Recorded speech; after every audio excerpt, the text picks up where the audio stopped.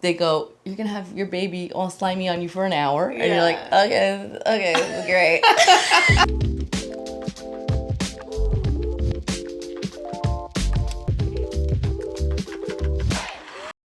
Very excited to have Ro DelleGrazie here. Yay! Comedian, writer, actor, and also mama. Yeah, I'm a mom now. That's awesome. Tell us a little bit about your family dynamic and how many kids do you have? And I have two. I had two under two.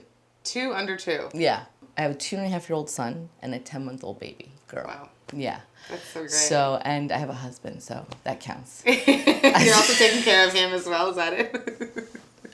Yeah. So I was always the person that's like, I don't need babies. Right. I don't need marriage. I don't need babies. I have my career. I was like, I had a bit where I say, my clock ain't ticking. Like, I was gonna get t-shirts made up. Like, I was not about like, ooh. So then when I met Chris, it just kind of, like, he wanted to have a family. And with him, it just was like, well, that'd be nice. I was like, he's like, well, I'd like a family. I was like, okay, well, we need to figure out what we're doing. Because I'm not going to have a family without getting married. Right. You're like, let's talk about it. And he's like, what? I was like, no. Look, we have to see if we're on the same page. Yeah. I'm not worried about, like, am I going to find the one? But I love you. You love me. Where are we going? Yeah. And it was simple as that. I'm 34. Yeah. I think I was 35 at the time. I was like, we got to figure it out. Yeah. So then maybe like a year or so later, we got engaged. And then I was like, okay, we're going to get married. Yeah. I'm not waiting. I don't need to wait. Okay, we're going to get married. And then all of a sudden I was like, I'll just get off of birth control. I've been on it for like 18 years. Yeah. So then when I got pregnant, and then I was like, okay, we're going to have a baby. Oh my God. Now I'm responsible for a human life. Yeah. That you love. Right? What I wasn't prepared for was how, like, hit by a truck I was after. Right, the postpartum. Yes, because my labor was so long, I didn't realize. And then you're spraying your vagina with, like, pain spray, and you're wearing these damn things. You're like... So this is the thing that I'm, like, a lot of people will talk about, like, the emotional stuff, but, like, physical postpartum stuff, like, if you have a big tear, did you tear, like... I had 4 stitches. Okay, so 4 stitches in And tear. I had a friend that's never had a baby. She comes in, she goes, well, at least it's not 9. I was like, my vagina is torn. Don't you come at me with whether it's one stitch or... I don't care. I don't want comparisons right now. I'm peeing glass right now. No, we're not. So how long did it take for things to really heal and feel better down in your... Like 2.5 years. I'm just kidding. Like, oh my God. No, it takes a couple months. Like, things heal. Right. Right? What happens is, like, a week will go by and you won't even notice it because you're so, like, blah, blah, blah. And then you're like, oh, okay, my feet stop swelling up. Like, just things start to change where you're like, okay, now I can, like, the first time you get a shower that's longer than 2 minutes, you're like, oh, okay, I've showered. Right. Like, and it's a new normal. You just get used to a new normal. And then, like, a month will go by and you're like, okay, we did this for a month. And then 2 months. And then that's why people have a countdown. Like, oh, 2 months, because you're like, oh, I survived for 2 months. So it's really like, and then what happens is, I don't know if you guys will do this, but we're like, Jacob turned a year and we were like, well, we want to have a sibling. Maybe we should try, That's what we're thinking. Right? Because I was like, well, if we're going to do it, let's just get it out of the way. Because I heard 2's hard. So at the end of October, we're like, well, I'll be done with birth control. Why don't we just start trying? Jacob's going to be 1 year old.